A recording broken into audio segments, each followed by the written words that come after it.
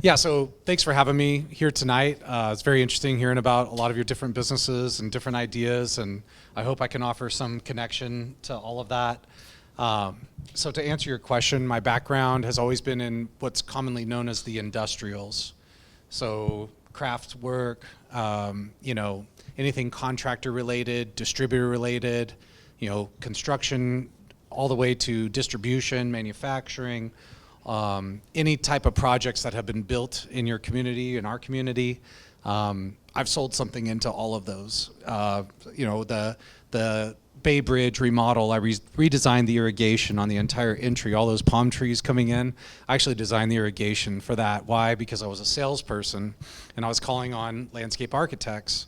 And I went to college to learn about foosball. I became a foosball expert in college, but then I ended up becoming the expert at irrigation because of my interest in really just helping people, right? Like that's where it starts. If you really want to help people, that's something that I've found has been super successful in my career. So I've done a lot of things. I worked for national companies. I've also worked for smaller companies. The biggest national company is a company called Cintas. They're like in the bathroom, the hand towels, toilet tissue, uniform laundry.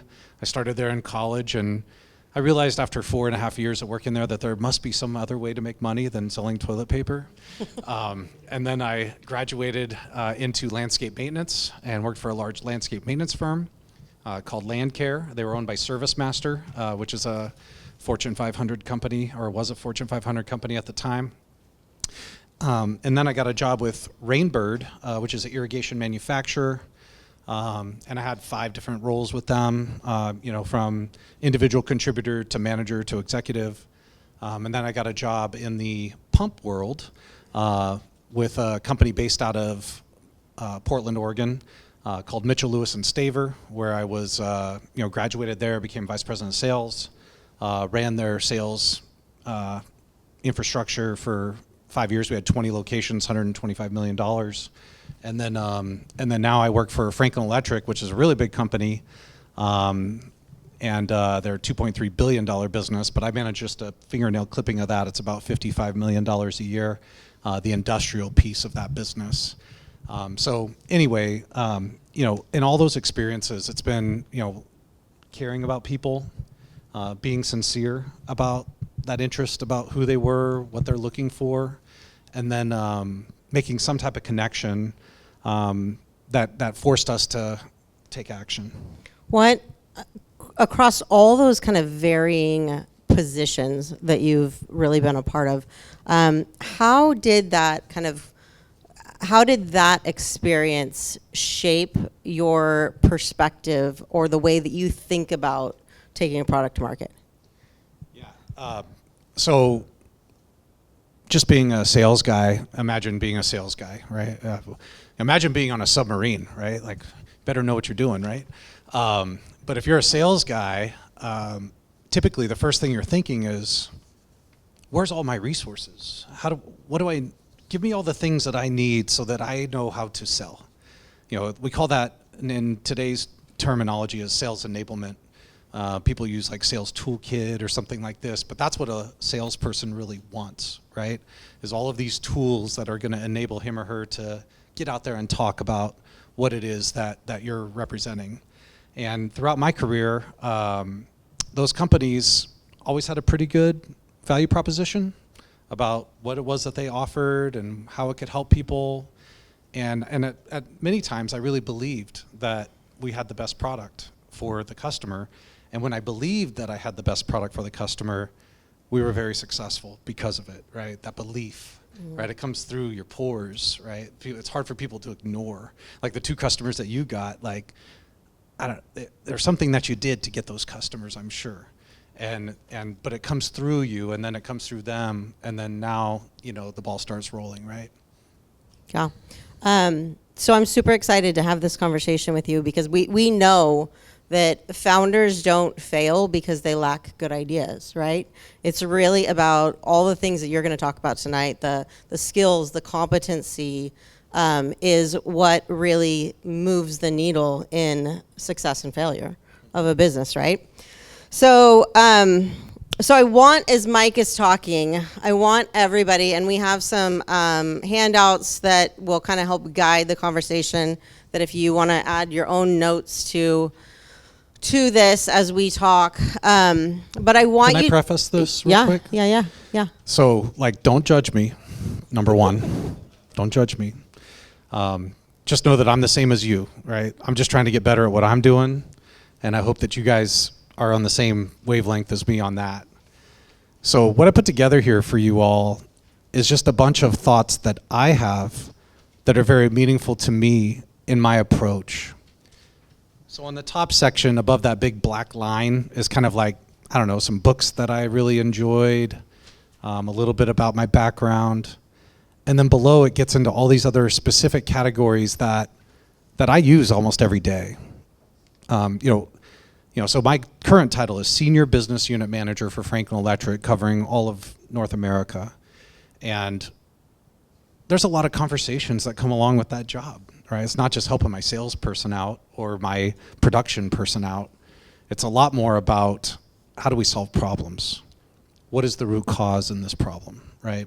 So we'll go through this, but I just want to let you know it's something that it's not a gift from me to you. It just makes this whole thing a lot easier. And if you want to view it as a gift, that's your choice. So It is a gift. We'll see. It's a gift. So as we're having this conversation, don't get too wrapped up in what's on the paper now. It'll help kind of spur some additional thoughts. But what I want you to listen for as Mike's talking this afternoon or this evening is those points that don't sound, oh yeah, that sounds good. Listen for those points that make you sound a little bit uncomfortable, right? That pushes the kind of insecurity button in you or the discomfort button in you, and really kind of lean into that, because we're going to have a challenge at the end where we're going to ask you to kind of share back to us what action you're going to take from tonight. So I just want to kind of preface that before we really get started and jump in. That's my hope for doing this, is everybody leaves here with some type of action that you're excited to take. I imagine kind of the demographic before I got here and where you were all at in your business development process. And, my hope is that I can give you just that. I can give you that gift, which is, the ability to take that next step. Yeah. All right. So let's jump in. I know that when we met and kind of were talking previously, we really kind of started with that strategic planning, that you cannot create a go-to-market strategy without creating enough strategic planning prior to. And it's easy as business owners for us to have a great idea and just jump into the great idea, rather than doing the foundation and the framework. So kind of get us started with that. And then also, I think that it is easy, and I know that we touched on it really, really briefly, it's easy to confuse skills and competency. And so as you're just kind of kicking us off there, maybe give us a thought process on why that is. Why is it that founders confuse the two? And kind of what can we do differently? It's like a lot of questions. I'm going to do my best. I'll try one at a time from here on out. So first off, like you, sir, you talked about your business, and it feels like you really have a good North Star. There's this problem that you're trying to solve in the world, which, thank you for doing that, right? Bring people closer to why we're here, right? So thank you for doing that. But for all of our businesses, it's about, what are you actually trying to accomplish here? What is your North Star? Take a moment to actually really invest some time to figure out what your North Star is. And then from there, what I've done in my experience is we create what's called an envisioned future. And usually this is a 2 to 4 paragraph statement that I invest a ton of time in. Every single word is carefully placed and then rethought 75 times to make sure that this envisioned future really is something that I'm super excited to talk to people about. It starts there, right? It hinges on your North Star, right? It's a demonstration of your North Star, of what you're trying to do with your business. And then from there, you can start creating what I call strategic objectives. Everybody's got different terminologies for these things, but strategic objectives are really just guideposts on your journey. So like, for the fencing company and, home services business that it sounds like you're interested in getting into, or if you're not already, one of your strategic objectives may be, we're going to be the most personable business in this space. Like when people call us, we're going to be so authentic.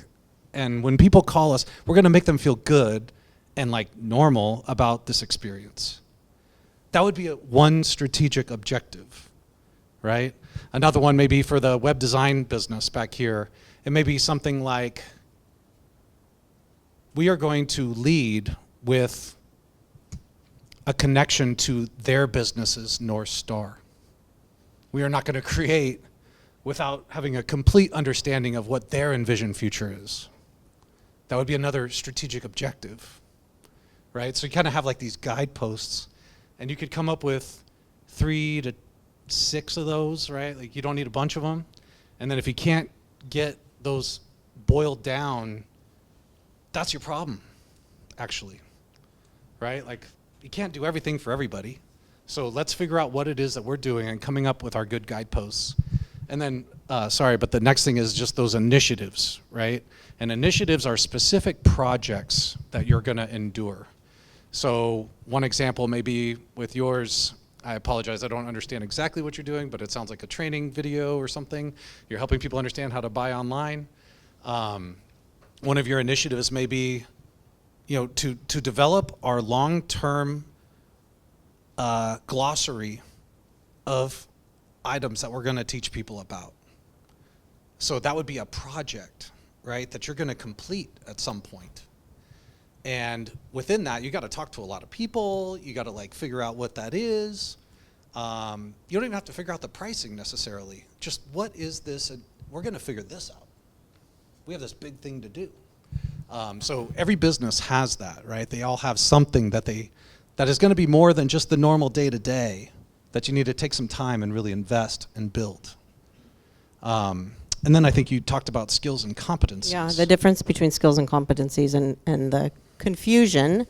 Yeah. And ultimately, like, what does that end up costing us as founders when to be confused on those two things? Yeah, I think it's really important, like with people, when you're managing people, right?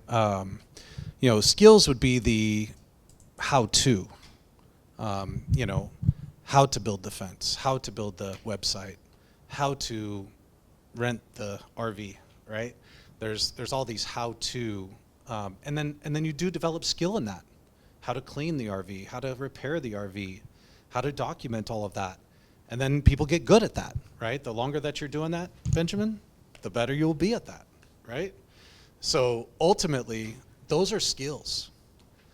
Competencies are what people in this room, I think it's why you're gravitated into this room to have your own business, is because you all believe, and I believe, that everybody can get here, but you guys are already a step further, is that you think a little bit different.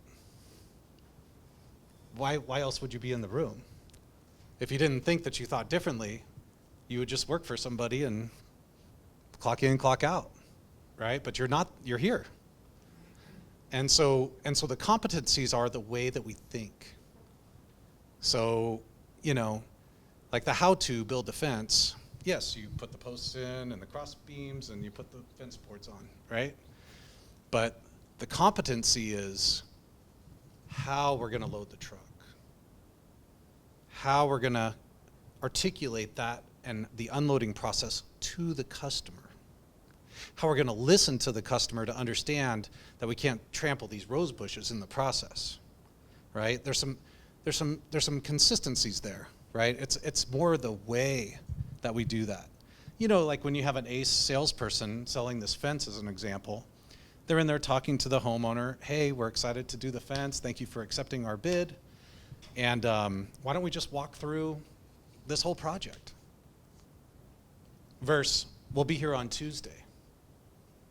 Right? So like somebody with a high degree of competency, somebody who's got a strategic mind, who's thinking about these things, who wants to have a more elaborate conversation with that person, who wants to make that super strong connection with that individual to demonstrate that they care. That's the stuff, right there that I think you guys already possess, in my opinion, right? Just because you're here. But some of these other things are like superior communication. Another big one that I spend a lot of time on, Trish, is root cause analysis. A lot of times, like, people have a problem with their elbow, and the doctor operates on the knee, right? Like, this whole thing about you talk to somebody and they can't see the problem, so they're running around like a hamster on a wheel, trying to solve this problem, but they're addressing the wrong problem actually, right? So just having the mindset of being able to identify what that problem is. So, like yourself, sir, who has this budding business, right? It's very interesting because, why haven't you already signed up 5,000 customers, right? Well, that's probably a really long answer. But the reality is, forgive me, but there's a reason, right? There is, in fact, a reason why you don't have 5,000 customers. And so if you could put your finger on that and get to the root cause of why, now you can operate. You can actually operate on the part of the body that needs the repair. So if you're over here doing these other things, they're nice to have, but they aren't fixing this bleeding artery that needs to be solved, right? In theory, right? So do you understand the analogy there? Okay, cool. I think that's such a common issue in the decade or more that I've been in small business development, economic development. It really is that identifying, root cause is 100%. Like, it just drills so deeply to what is the motivation. And so many business owners struggle with that identification of, why does this person actually need my services? And I know for a lot of us, it's because what we are experts in seems too simple, right? So everybody else probably has the same level of expertise that we have because it's common knowledge to all of us. But if we can't really figure out that root cause from a customer perspective, then we will never be able to adequately sell anything, or attract, or be in the same conversation, right? Yeah. So think about think about a corporate structure, just real quick. Like, I don't think anybody's really interested in that right now, which is fine. But let's just kind of like go down that road. You have a candidate, and let's say you have 4 positions: sales rep, sales manager, general manager, and like vice president. 4 different jobs.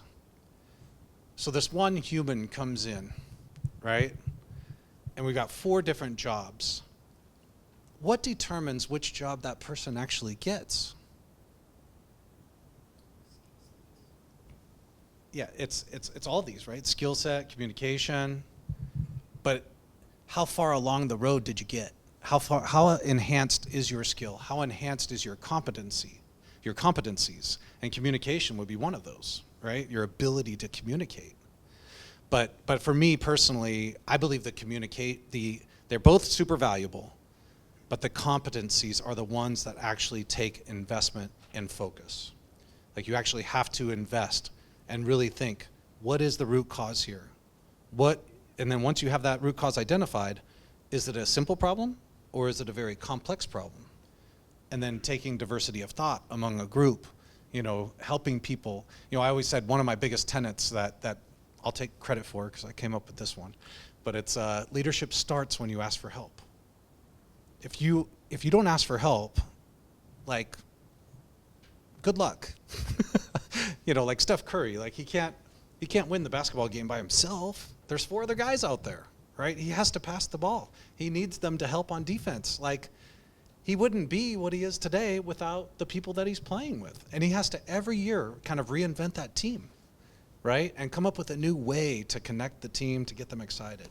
So, I just encourage you guys to focus on the skill, focus on the craft. That's a big part of a startup, right? Like, what is your product? What do you sell? But then on top of that, every interaction is an opportunity to further the conversation. The RV rental business as an example. Should we cover the entire Western U.S.? Is that something that we can even logically think about? Why not? Why not?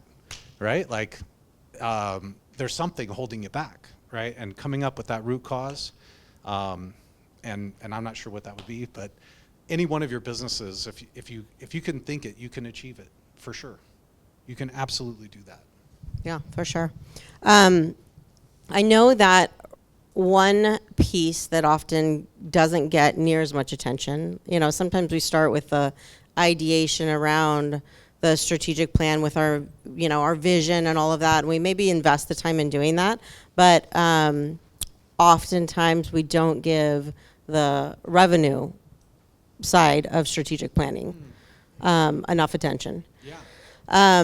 So talk about that a little bit and how that kind of fits into that strategic planning is that revenue planning piece. Yeah, so if you aren't putting a revenue plan together, stop doing that. Start doing that. Start putting a revenue plan together. So this is a common thing for businesses around the world. This is what I did last year. I did, $500,000 last year. Okay, if you go through the whole next year without ever thinking about what you're trying to do in 2026, who knows where you're going to end up? You don't know where the end zone is. You don't know how to score touchdowns. And I think, again, we get mired, especially in a startup environment. There's so many things that you could get focused on that would be a distraction and a derailment, right? But take the time to create the revenue plan. Why? Because it'll help you understand what your operating income will be. It'll help you understand what your level of investment might be. If you need labor or outsourced services or whatever, your revenue plan is going to share with you that. And that's going to enable you to make those decisions that you probably need to make to help your business move forward. So I've ran revenue planning for the past 10 years, multi-million dollar, 8-digit, 9-digit revenue plans, and they're really big Excel documents, right? But ultimately what they do is they create accountability. And for us as startup leaders in the room and founders, which is such a cool name, by the way, unfortunately you have to have some self-accountability.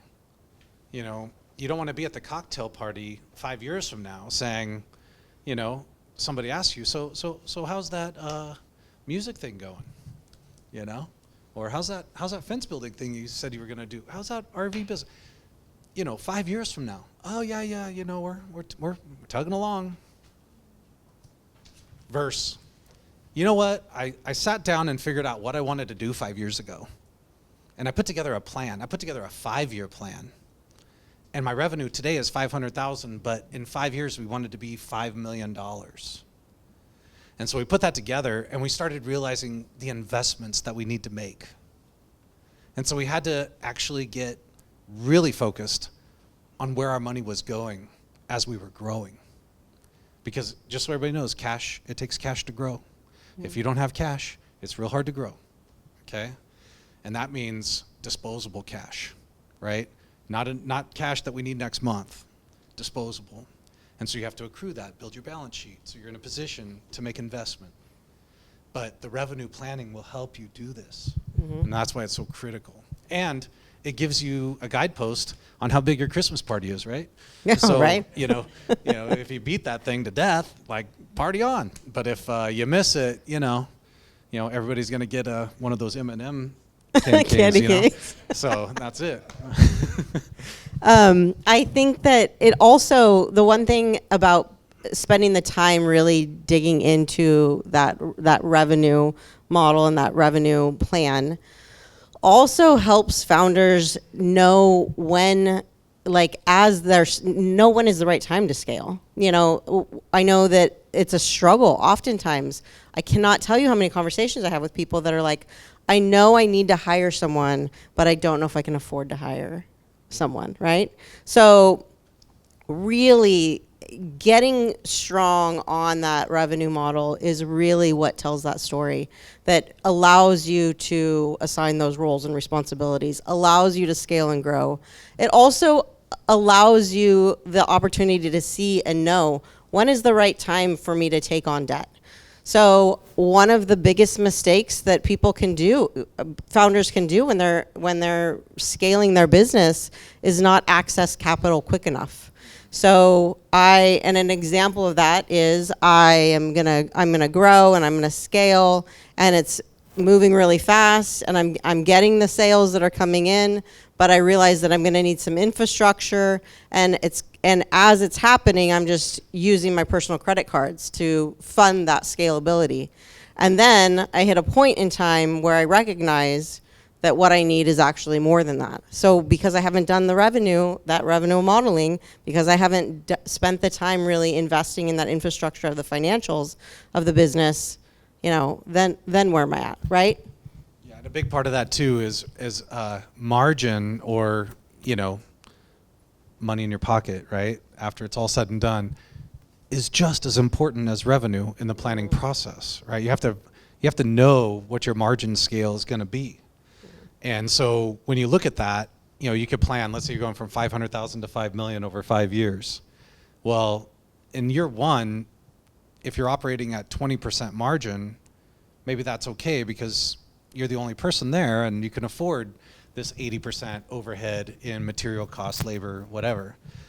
But as you grow at a $5 million business, if you're operating at a low 20% margin, now all of a sudden you can't afford infrastructure, you can't have overhead, all the things that you need to actually run a successful business. I don't know, there's something called payroll tax that'll bite you in the ass if you don't have that taken care of, right? So these things will come up. And so more margin becomes more and more needed as your business grows. You actually think it's less because, well, I have all this revenue and now I need less margin because I'll be making 3 times as much money. That's actually really bad math. That's really bad math, because now you can't afford to bring those other investments in, those other bodies, those other helpers, those other people, like, people with families that need a great job, right? You want to be able to provide those jobs. And for you to be able to do that, you have to make enough money to be able to do that. Mm. And don't be a fool on this, right? Like, you cannot do everything yourself. Like, sorry to have to play so direct on that, but I've had to teach myself that lesson many times, right? Where I'm up until 3 a.m. in the morning, got a 7 a.m. meeting, I've been working for 17 hours, I go to bed upset, wake up, take a shower, back in front of the computer. Like, guys, this is not the life that we wanted, right? The life that we wanted, it's not all, pink flowers and rainbows and, there's some tough times too. But the reality is, if you have enough margin, it offsets the risk in managing your business. One question that I wrote down when we were talking about roles and responsibilities, a question that I wrote down this morning was, when does confusion around the roles and responsibilities part of revenue planning, start costing us as founders real money? It costs you right away. That costs you right away if you're confused.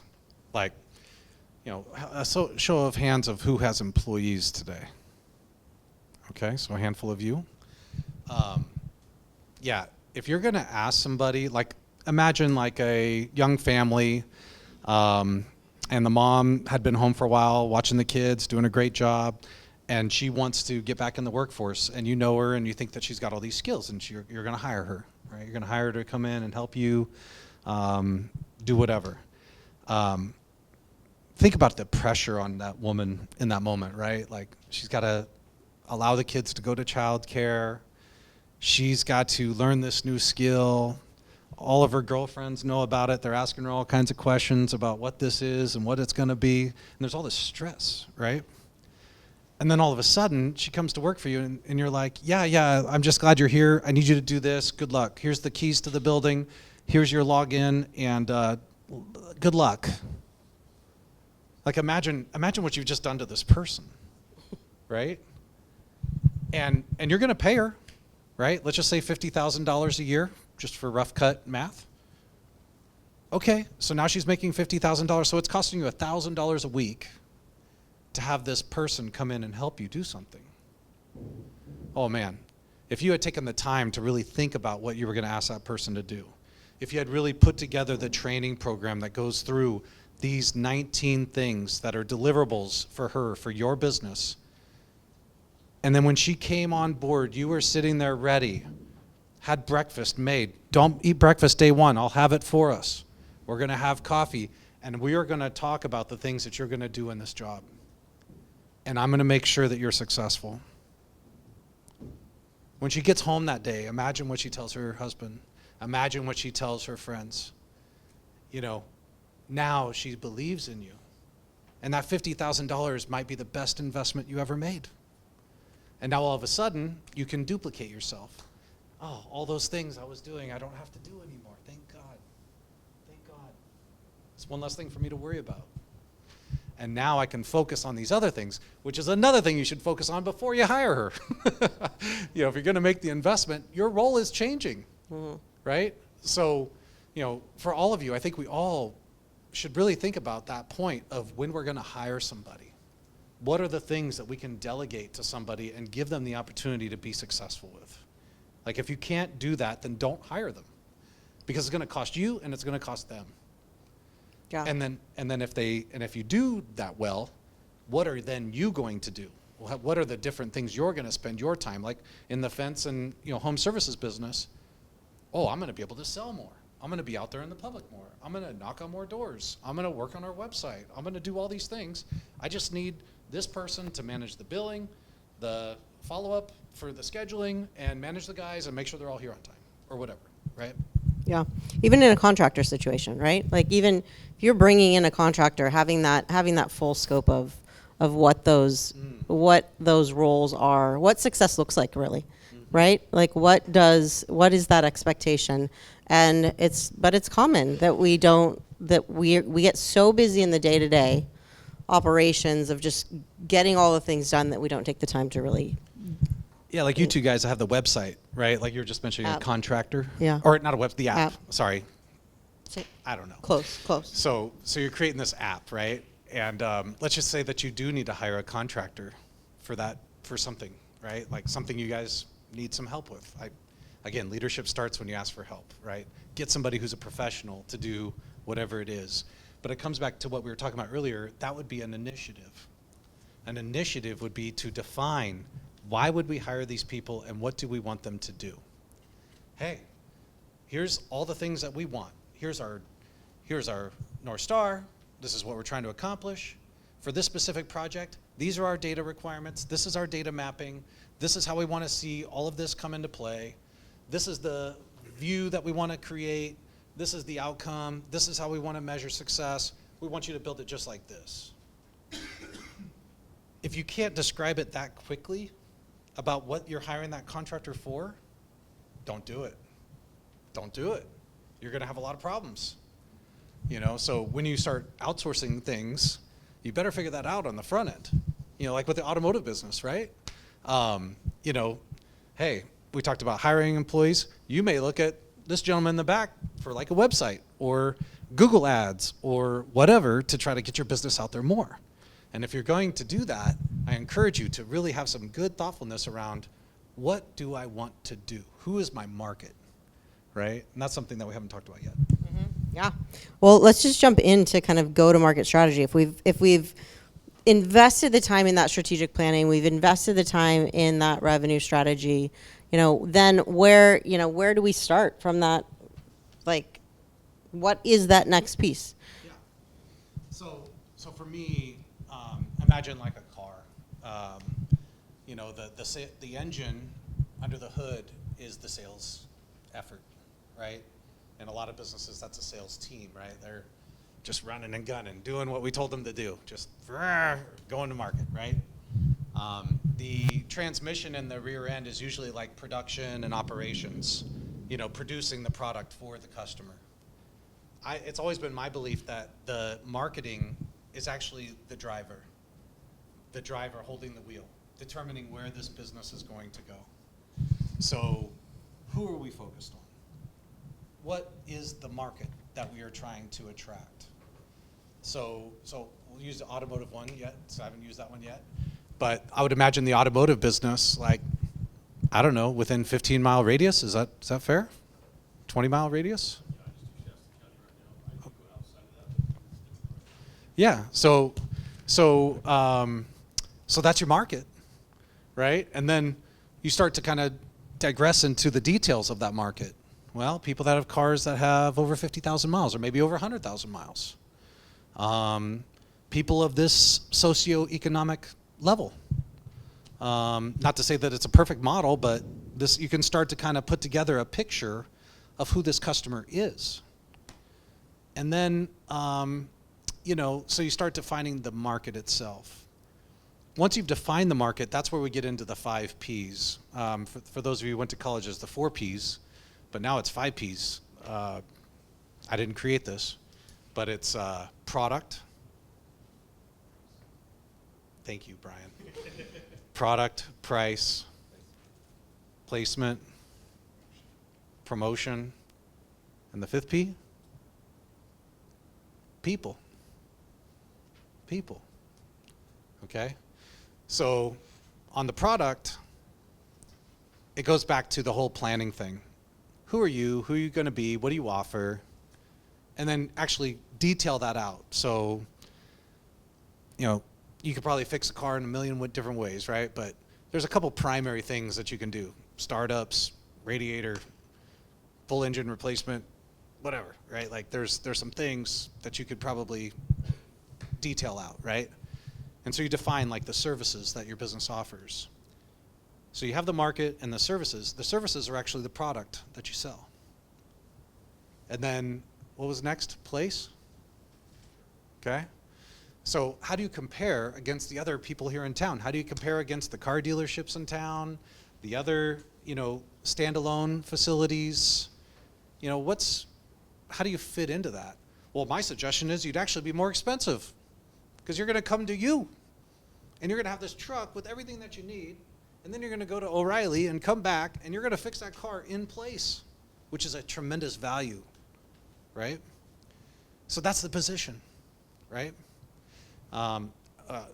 Position in the market. The place is, I don't know, sometimes I get those mixed up, honestly. But you're in the market, maybe that's the place. Promotion is price. That's really what that is. What are you selling this for? So what's a fair amount? Well, if Taylor Motors is charging $1,100 for the service, we charge $1,300, but we're going to do it at your house. It's more convenient for you. You don't need to rent a car. You don't need to ride in some truck with some guy, like, who knows what his background is, right? Talk to this guy. There's a bunch of problems out there. So, let's get focused on, what that experience is going to be like. And then the last thing is the people. You as an individual. What do you stand for? What kind of connection? I'm sure you're very prideful of the good things that you do day in and day out. You can't be in your business without delivering the goods, right? Like, you can't get in the car and it doesn't start, right? Like, you have to deliver the goods. So for somebody like yourself, this is why I decided to do this. This is why I want to do this for people. And it's fulfilling. To know that you don't have to go to this place where people are going to overcharge you. I'm going to charge you a fair rate, and I've done all the market analysis, and I know what I'm doing. So your go-to-market would include, I guess, placement, position, I'm not really sure, but your web-facing piece, your online piece, your online advertising. It seems like that would be a great place for you to build more awareness of your business. Everybody else has a broad-based marketing strategy just with a sign on the side of the road. You have to work for that, and unfortunately it's going to cost you if you want to do that. Yeah. What for founders that obviously there's a lot of competing demands, right? What do you think is the most important thing to focus on first? Product? Is it the channel? Is it the customer? If you were to start from the beginning and be like, here's number one that we need to detail at first. I mean, for me personally, it would probably be position, because you would have to know about all the other offerings in the market. And then you could actually determine, which it sounds like these guys did well with their app, they have something that they're creating maybe that isn't out there today, right? So they started with this position. They have something that nobody else may have in that space. They've probably done a ton of analysis, and if not, I'll give them the benefit of the doubt that they will. But there's all of this analysis of what's out there, right? And from that, it actually can help you determine what your product will be, what your price will be, what promotion you need to put together, etc. Yeah, makes sense, for sure. Let's see. Let's go on to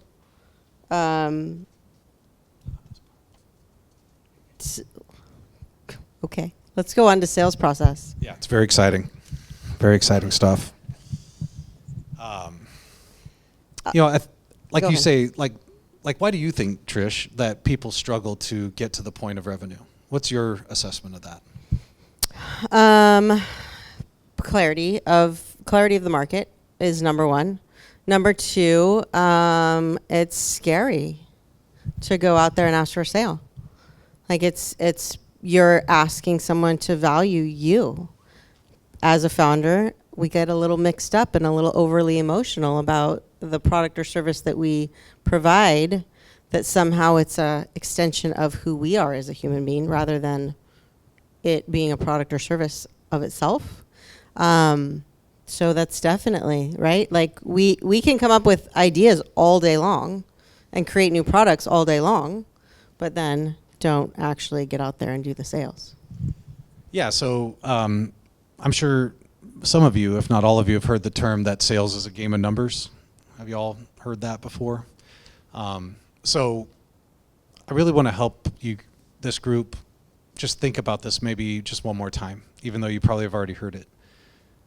In the sales process, oftentimes we think it's like this silver-tongued expert salesperson that we need to go out there and like somehow bring something from who knows where back into our building. You know, go kill the, albino lion in the middle of Africa and bring it back here.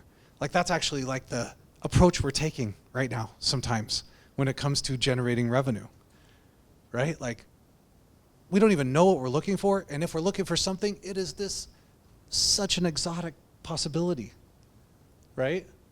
And my encouragement would be to actually demystify that entire process really fast. And in that document there, you'll see the sales process. Lead, opportunity, quote, order, invoice, cash. 5, 6 very powerful words, okay? Like coming back to the revenue thing, right? Mm-hmm. If you do not understand what you're doing in these categories, level up real fast and admit it. Level up real fast and admit it. Because if you don't understand how to put together a sales pipeline, you will never understand how to put together a sales pipeline if you don't admit that you don't know how to do it. It starts there. So the first step is to develop a lead. And there's all sorts of ways you can develop leads. Maybe tonight. You may have gotten a new lead for your business tonight, here. You could be out at dinner. You could be at church. You could be at your kid's football game. You could create leads a lot of ways. You can pay for advertising. You could get a referral. There's all sorts of ways to generate leads, and that is where the process actually starts. If you're not generating leads, how are you ever going to get to the next step? And the next step is an opportunity. Meaning, you met somebody at the football game. They said that they were interested in renting an RV. Oh, I'm going to follow up with Jake. He said that this is great. He wants to do this with his family. Great. Well, that lead just turned into an opportunity. He's ready to buy. So I want to get together with Jake and just make sure I want to expand my competency skill set, right? Like, I want to talk to him about this. Be like, Jake, tell me what would be like the best experience that you could possibly have. Most of my sales questions are like 10 words or less. Jake, thanks so much for being interested. What do you want? When do you want to go?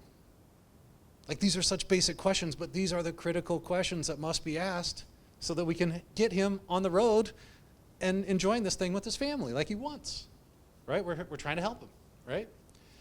So you have a lead, you have an opportunity, and then at some point you tell them what the price is, right? Like, let's demystify that. You guys are spending a lot of time, a lot of energy creating these businesses. If you aren't ready to drop that quote right now without having to spend a lot of time in Excel and praying and hoping that you can figure this out, like, we have some work to do, okay? We have some work to do to make that more simple process, okay? And that comes back to the product and the place and all this business, right? Coming up with all that. So once you have all that built, it should be very simple then to create a quote, to say this is what it is, it's $27 a month. But before that, you have to develop the lead and develop the opportunity. If somebody just calls in, yeah, what do you do? Oh, it's 27 bucks a month. What? You know, you really want to connect with them, right? So you do the lead, create an opportunity, follow up on that opportunity, create a quote, and then what a lot of people don't do actually, which is a big mistake, is we don't follow up on the quote. You know, we send the quote, oh, I'm waiting for Sam to call, man. It's been 183 days, but I'm counting on it, right? No. There's actually, I listened to a great book. There's 3 steps in quote follow-up I'll give with you. Number 1 is immediate. Hey, Stan, did you get the quote for or Jake, did you get the quote for the RV? Yeah, I got it, man. Thanks. Yeah, it all looks good. Just got to talk to the wife. Great. If you have any questions, just let me know. We really, I love the conversation. I think it's going to be great for you and your family. What a nice touch. And that's what you're doing. Like, you're giving this gift to people to have this wonderful experience, right? Then there's, the order. Hey, let's get this going. Maybe that's all that you need. Let's get it going. In my business, that's how all the pump contractors talk in the world. Get it going for us. It's like 5 words, like, this $247,000 order, 5 letters, 5 words, okay. We'll take all the risk and build this whole super complex thing based on your 5 words. And we do, because we have a relationship, right?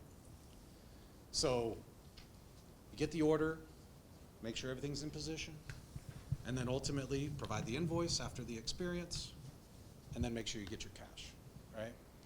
And we could talk all sorts of time about that, but really the majority of the effort is on the front. Have a good night. You mentioned 3, order process was 3. You said immediate. Thank you for that. The first step is immediate. The second step is a gentle nudge. It's in your gut, but it's typically 3 days, then a week, then like a week and a half, and then you come to the last step at some point, and that's the ultimatum. Hey Jake, appreciate that you're interested in the RV. It's been 4 weeks. Look, I'm not trying to pressure you about this. Based on our conversation, I just wanted to help you, get this thing across the finish line with Nicole. If it's not going to happen, that's fine.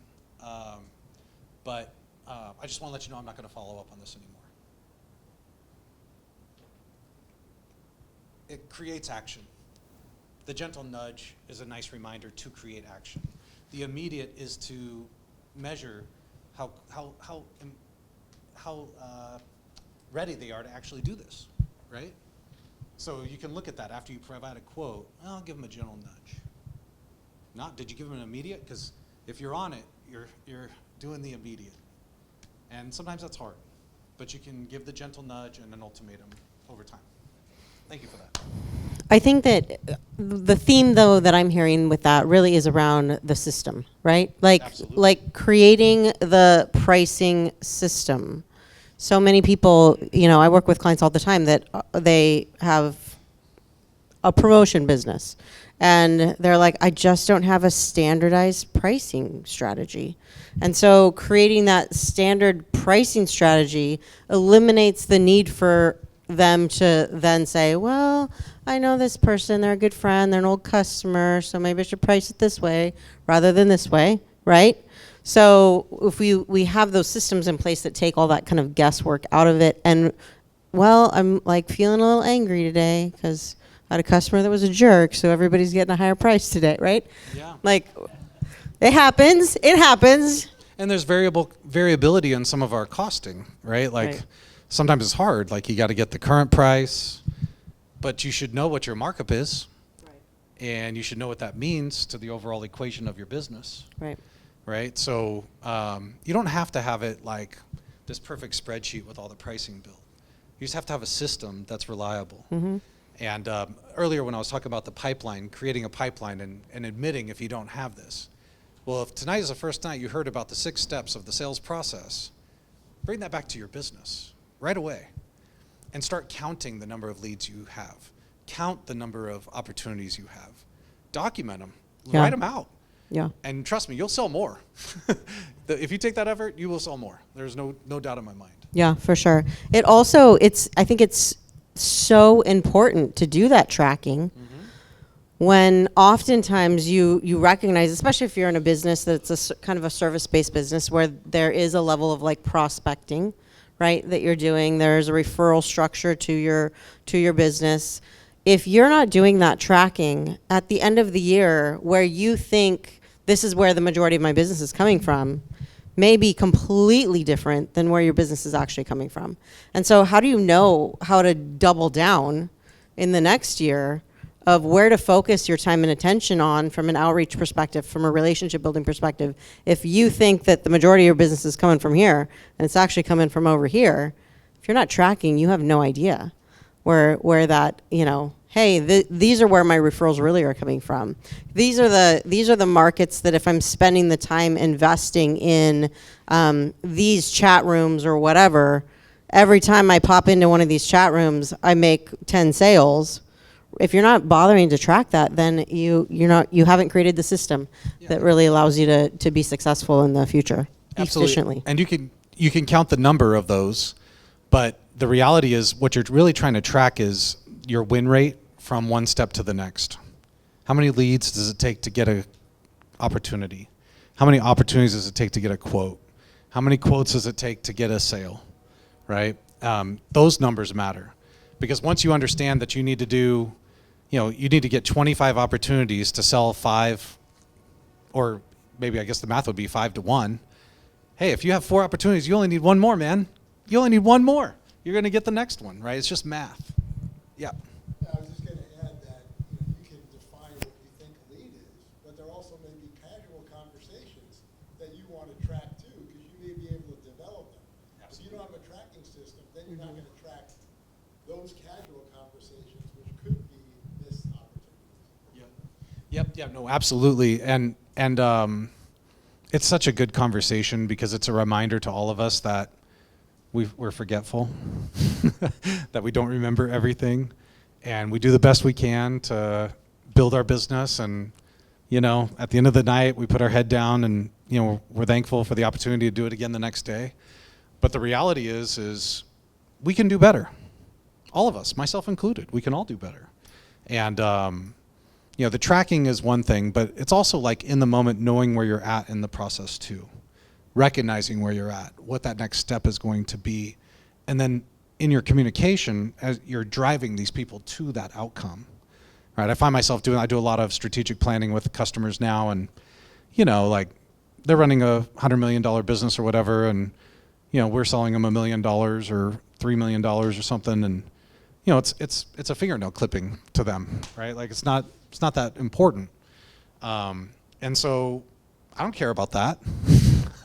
I don't care how important. I'm going to make it important, and I'm going to make sure that I drive to that next step in my sales process. So for those of you that don't have like thousands of customers, maybe you're just looking for 5 or 50 or 100, like we're here to talk about, just put that all into reference. And then when you're talking to these people, you'll say the right things if you're thoughtful of what's going to move that sale to that next step. Yeah, I want to save some time for some questions of everybody. That if you guys have some specifics that you want Mike to kind of dig into on your situation, we want to make time for that. So one other question that I feel like is a important one to ask: how should an early stage company validate their go-to-market strategy or go-to-market approach? Or validate that it's actually working before they really throw a lot of real money at like the marketing and sales process? That's a tough question because there's so many different markets and Yeah, so many that's true. different types of customers. But I think it's all the same. That's the same answer for everybody, in my opinion. What does a customer say, right? I had a customer a while back. He had a, I don't know exactly, maybe a 9,000 square foot facility, and he was going to upgrade to a 30,000 square foot facility to have all of his materials and everything that he needed. And he called me, and we were always talking about his business. Like, Mike, when do I know when to make this investment? Like, and I told him, like, without even thinking about it, it's like, call your top 4 customers. They'll tell you. They'll tell you what you need to know. And so, you know, all of us have some connections out there, I would imagine, in all the different businesses. Maybe it's a prior client. Maybe it's a salesperson from a local supplier.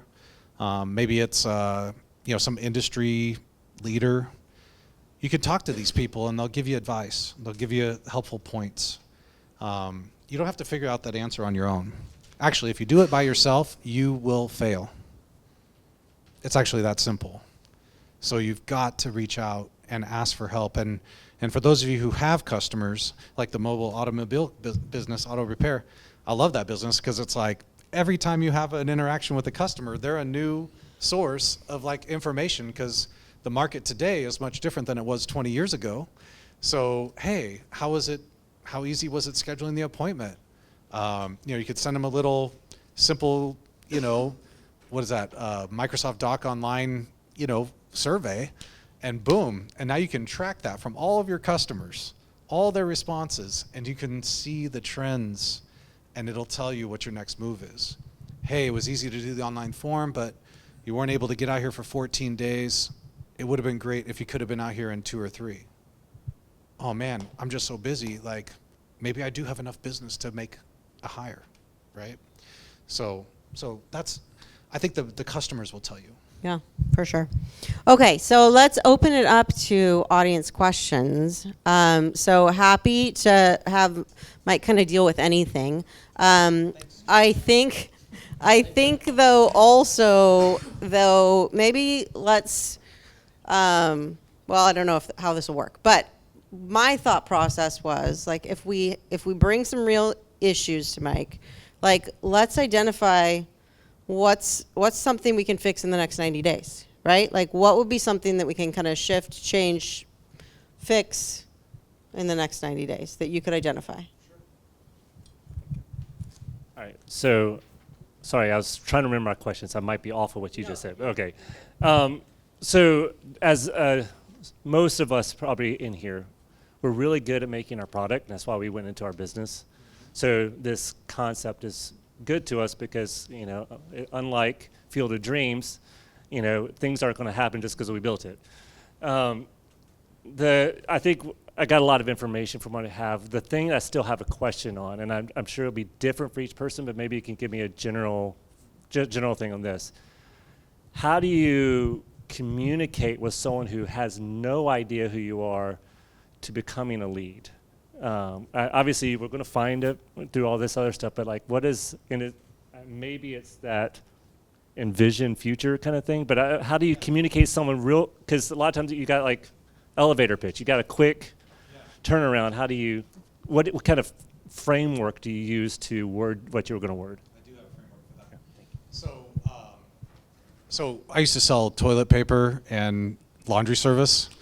And so on that deal, we had 2 different types of customers. One was an existing rental business, so they rented from Aramark or Ameripride or Mission. And so I would come in a suit and be like, why are you doing that? You should buy that stuff from me, right? That's where I started my career.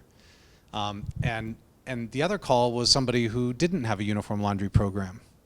You know, somebody who had employees out there that were wearing their own clothes, destroying them. So I'd come in there and, you know, with the existing process, it was pretty simple. Who do you rent from? What do you get from them? This part isn't good. We're going to solve that problem for you. For somebody who's never had the program, we had to sell them on the concept first. The concept of what it is that we were doing. And then we had to sell them on the company. So it was the 2 C's, concept and company. So the concept would be, you know, in that example, How do your employees feel about destroying their clothes every day? I never really thought about that. Well, let's talk about that, right? So you got to have like the,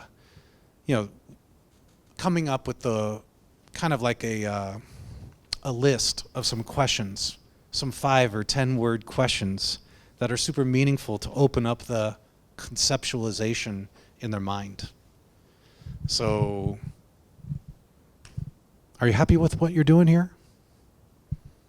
That's always been a really powerful one for me. Is this the way that you plan this to work out over here? Tell me about what's going on over there. Tell me about your approach here. Tell me about, I'd like to understand more. That creates interest.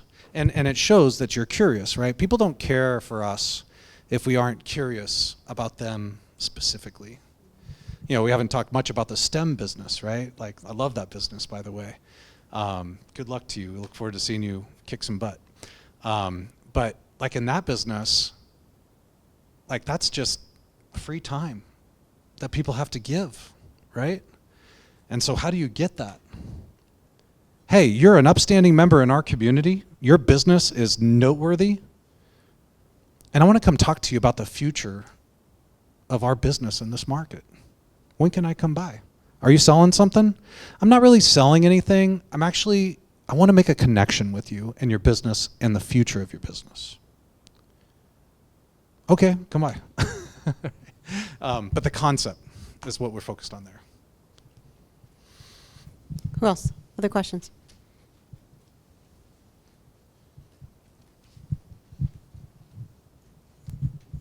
I just heard the word tracking. What tools can you use for tracking, like data collecting or emails or whatever tools that you have? Yeah, napkins, pens. There's a lot of different ways. My personal favorite is just for me personally, like other people disagree with it, but just Excel. Like I use Excel. You can use Microsoft or Google Sheets. That's free, But when I created, it's really about what you want to track for your business. So you got to start there. It should actually tie all the way back to your envisioned future, who you are, right? What you're trying to do. You should be tracking things that are in line with that. So if I'm selling the STEM nonprofit, $20 million downtown, amazing gathering center, I need to be having conversations with people that matter, right? That are in that space. And I also need to be developing sponsors, maybe not cash sponsors, but people that believe in the concept, right? So that I can develop like an army of people to make this thing successful, right? So he'll be tracking the meetings that he's had, the outcomes of those meetings. He'll be tracking their level of sponsorship towards his effort.